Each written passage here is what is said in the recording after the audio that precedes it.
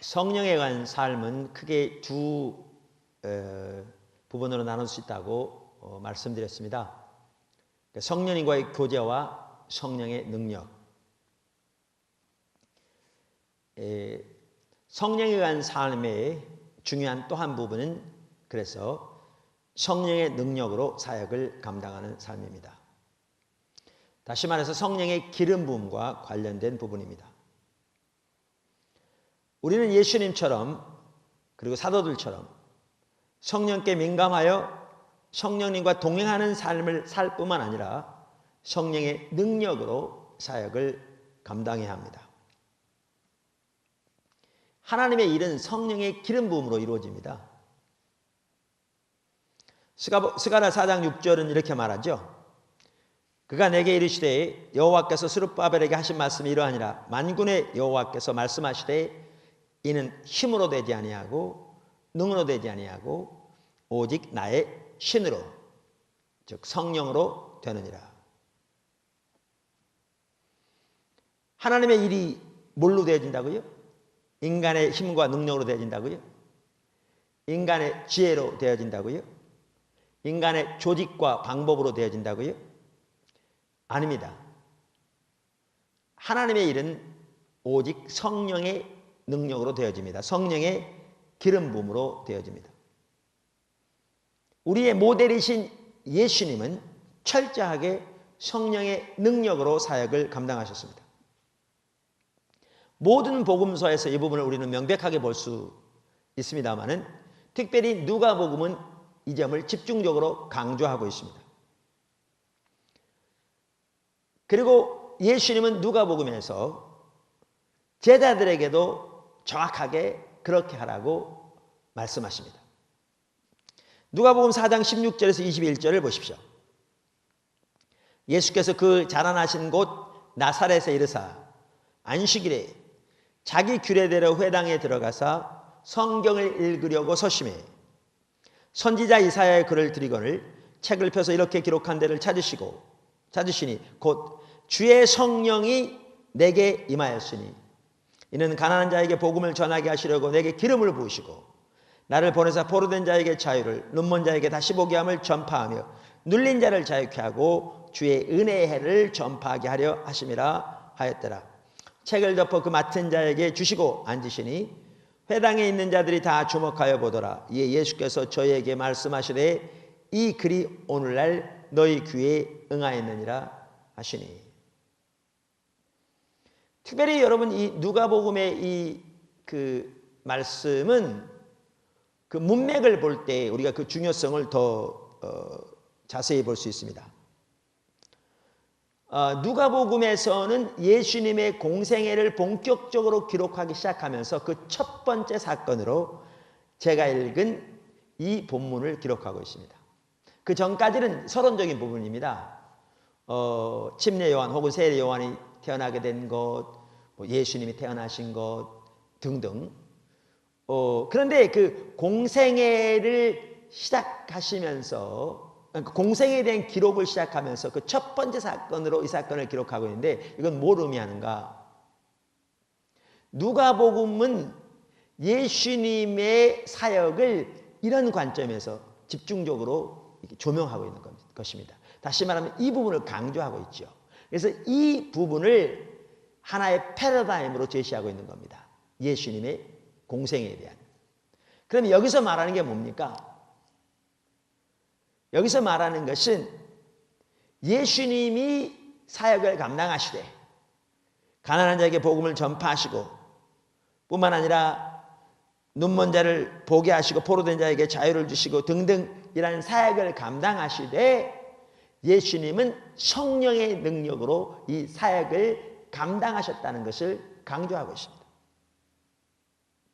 그래서 우리가 잘 아는 사도행전 10장 38절에 보면 같은 저자인 누가에 쓰여진 성경인데 예수님의 공생애를 한마디로 요약하면서 하는 말이 하나님께서 나사렛 예수에게 성령과 능력을 기름 붓듯 하셨으며 저가 두루다니사 선한 일을 행하셨다. 이렇게 말씀하고 있습니다.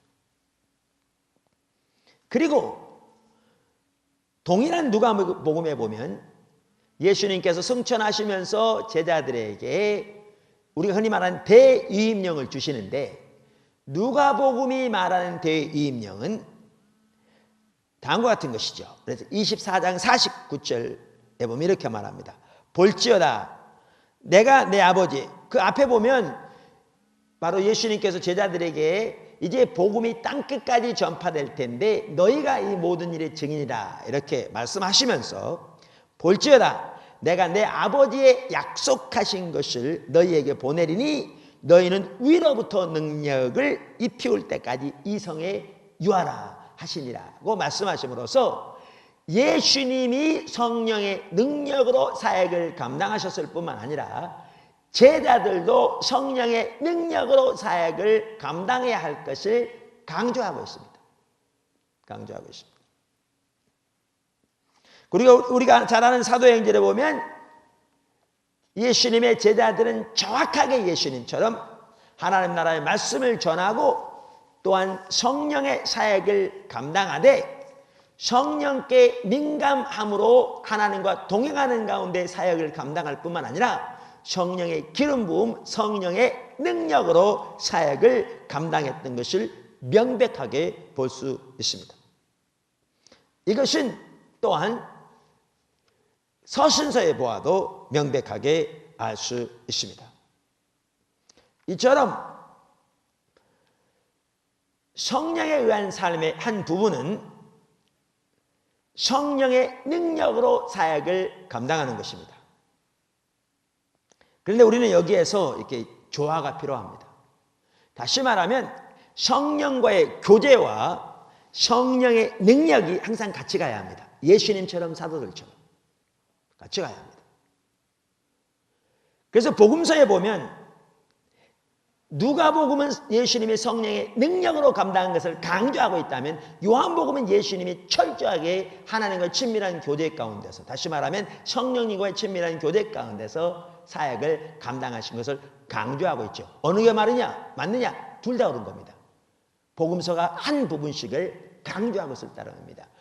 우리에게 정확하게 이 두 가지가 조화를 이루는 것이 중요합니다.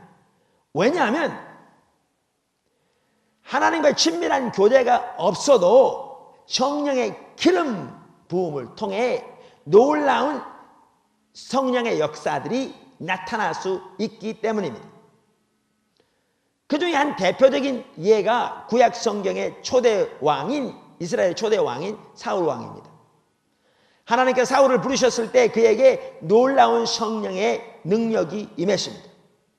그래서 그가 예언했는데 그 예언이 얼마나 강하고 정확했든지 이스라엘 전체에 기스의 아들 사울도 선지자 중 한 사람이냐라는 소문이 돌 정도였습니다.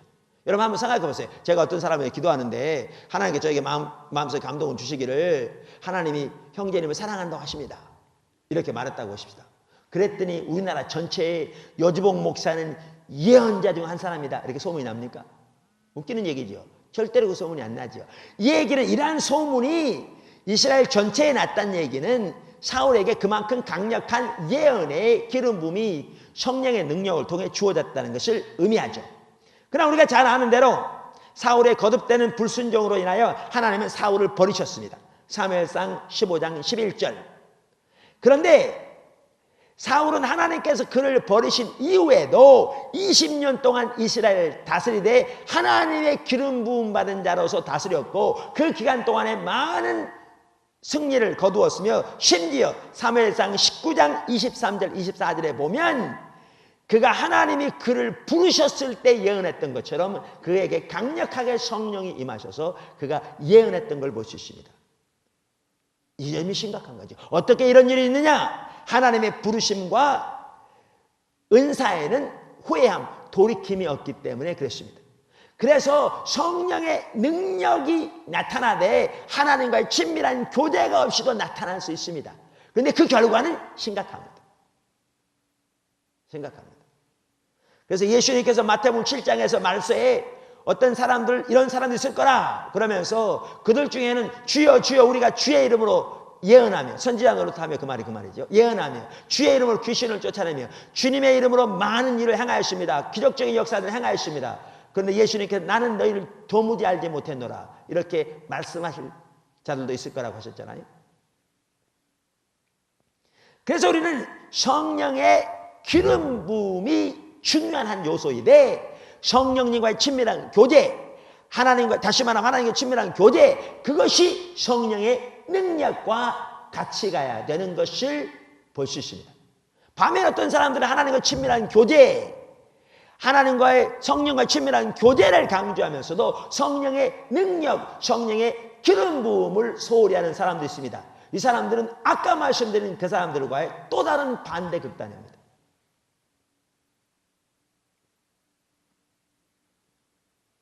그리고 그런 사람들은 성령을 소멸하는 죄를 범합니다.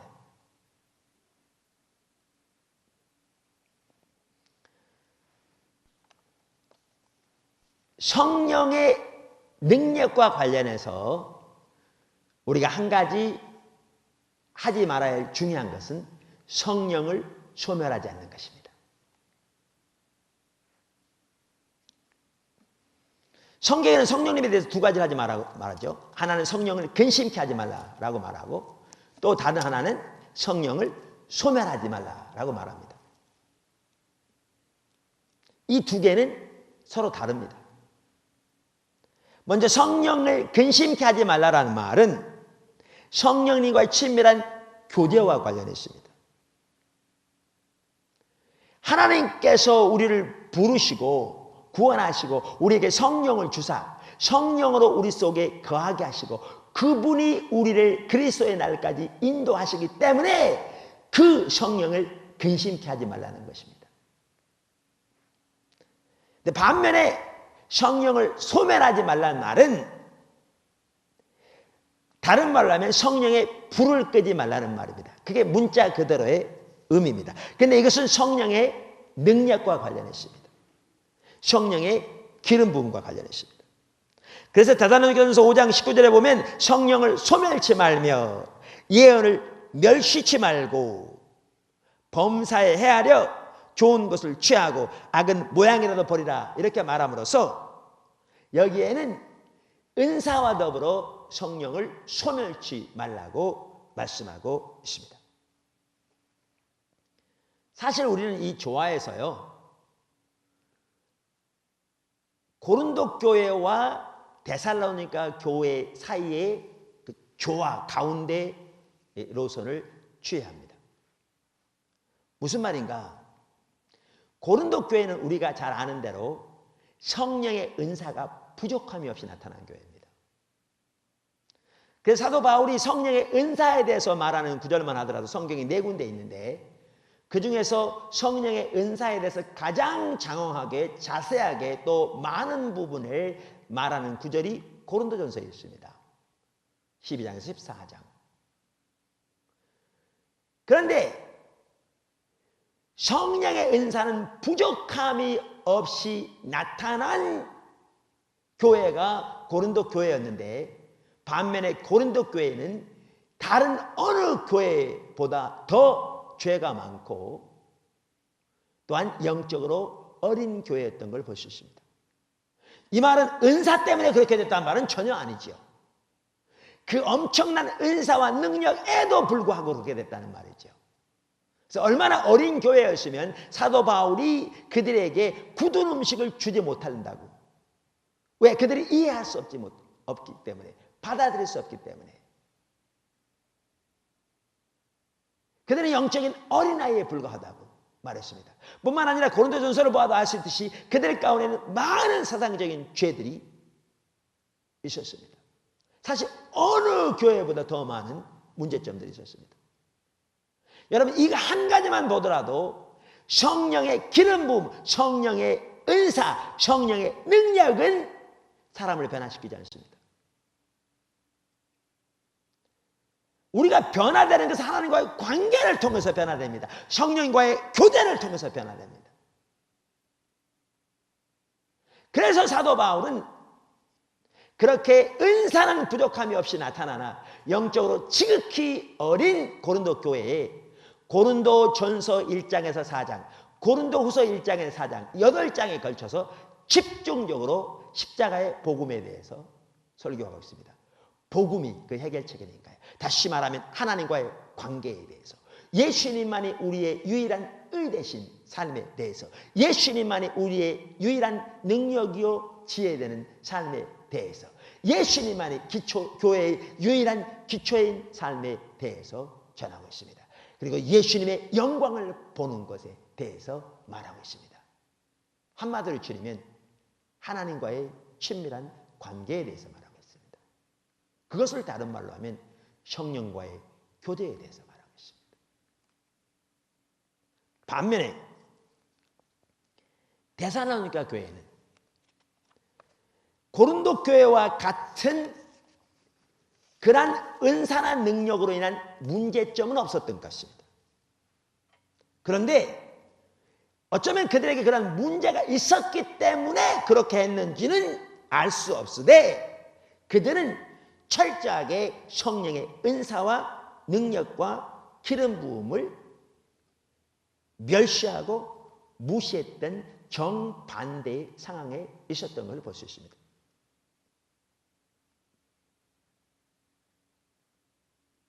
고린도 교회의 문제는 모든 은사의 무분별한 사용과 남용에 있었다면,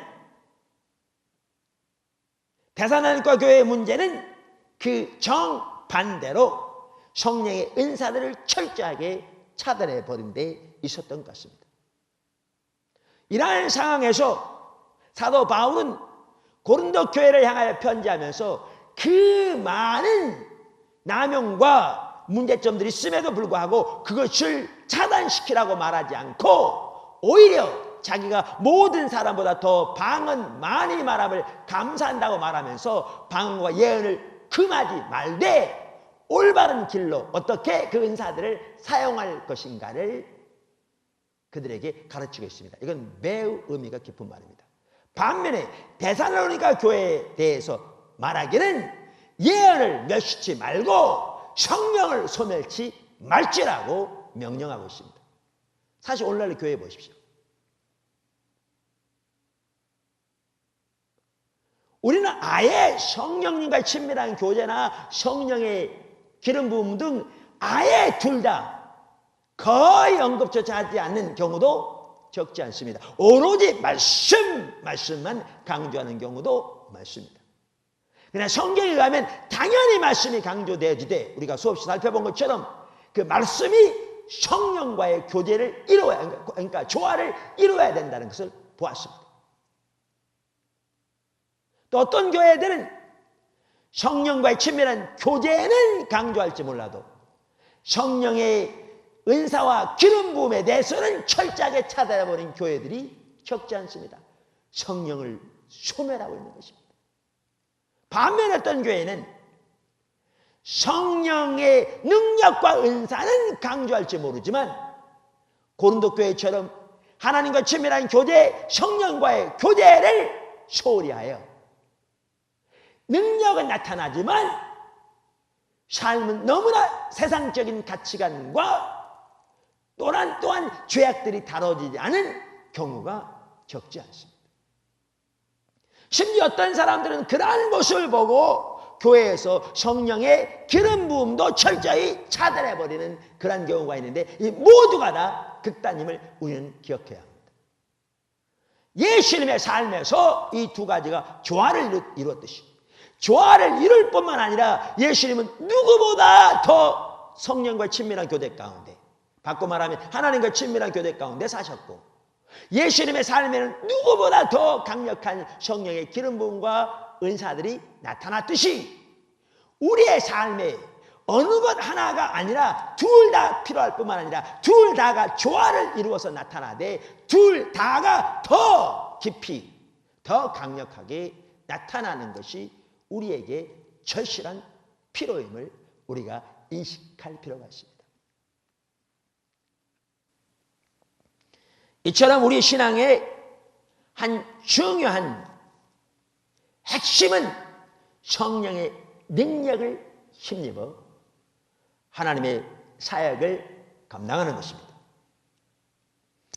큰 두 번째, 스티그마를 지는 것.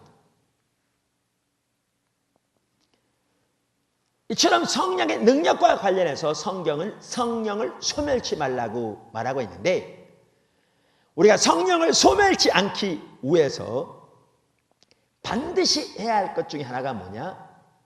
스티그마를 지는 것입니다. 그래서 이 부분을 이제 우리가 남은 시간 동안 좀 살펴보기 원합니다.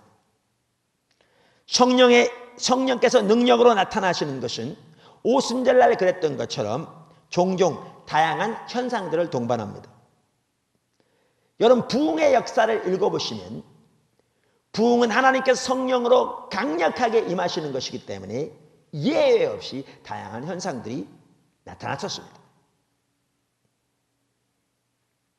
또한 부흥의 때마다 그랬듯이, 오순절날에도 그랬듯이 일부 성도들은 이 현상의 문제 때문에 성령님의 역사 전반에 대해서 마음을 닫아버리기도 합니다.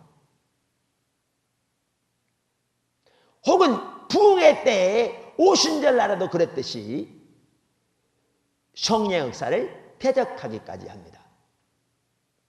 그래서 우리는 이 현상의 문제뿐만 아니라 성령님과 동행하는 삶을 위해서도, 또한 성령의 능력으로 사역을 감당하는 삶 전체를 위해서도 스티그마를 지는 것에 대한 올바른 이해가 우리에게 반드시 있어야 합니다. 그럼 그 첫 번째 스티그마는 뭐냐?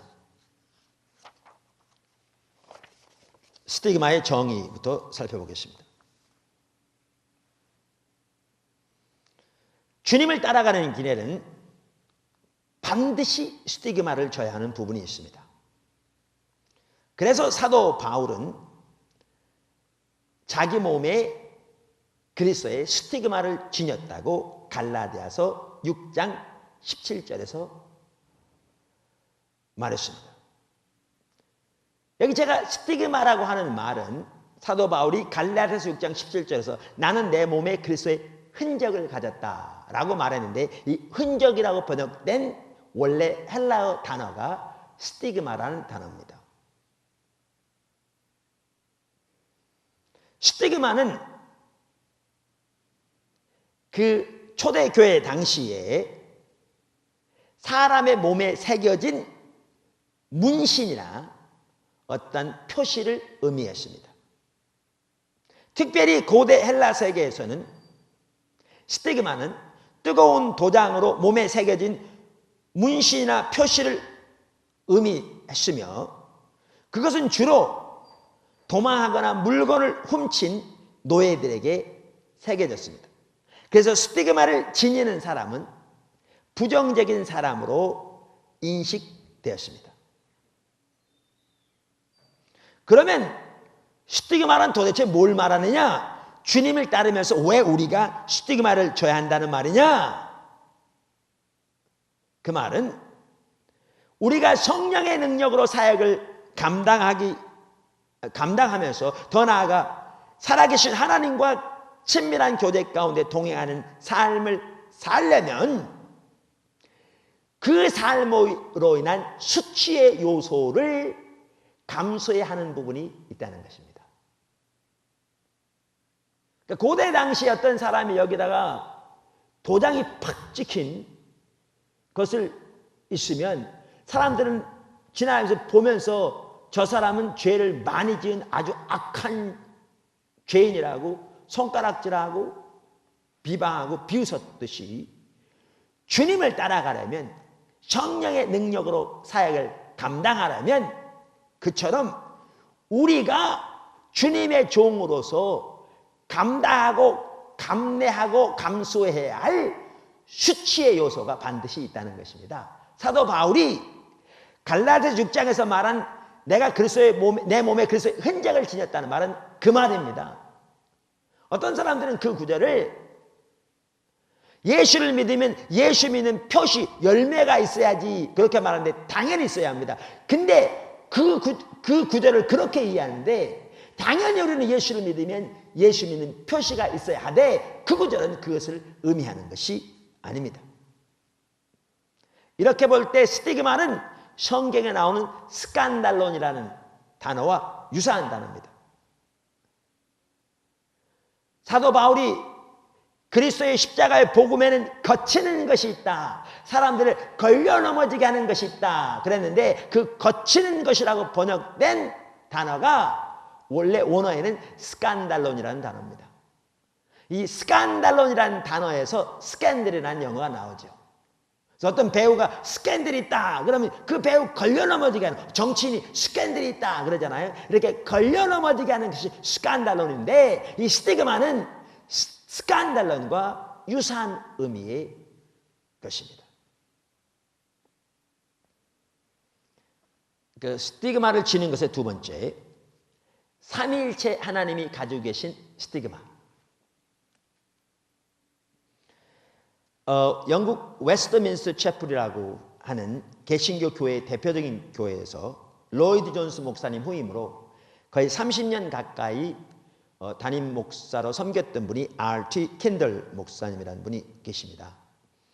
그분은 지금은 은퇴하셨는데 그분이 쓴 책 중에 The Anointing, 기름 부음이라는 책이 있습니다. 그러니까 아주 귀한 책인데요. 그 책에서 그분은 이 부분을 잘 말해주고 있습니다. 그래서 성부, 그러니까 삼위일체 하나님 모두 스티그마를 가지고 계신다는 거죠. 다시 말하면 그 하나님께 가까이 가려면, 하나님과 동행하려면 반드시 우리가 그 스티그마를 줘야 한다는 것입니다. 그런데 이 스티그마는 문자 그대로 스티그마 혹은 스칸달론으로서 그것 때문에 많은 사람들이 걸려 넘어진다는 겁니다. 그러니까 그것은 사람들을 걸려 넘어지게 하는 요소이기도 하다는 것입니다. 그러면 성부 하나님의 스티그마는 무엇인가? 성부 하나님의 스티그마는 그분의 주권입니다. 하나님은 주권자 하나님이시기 때문에 하나님께서 원하시는 것을 행하시고 하나님께서 원하시는 것을 우리에게 명령하실 권리와 자격을 가지고 계십니다. 그리고 그분은 주권자시기 때문에 우리의 삶의, 우리의 사역의 모든 영역이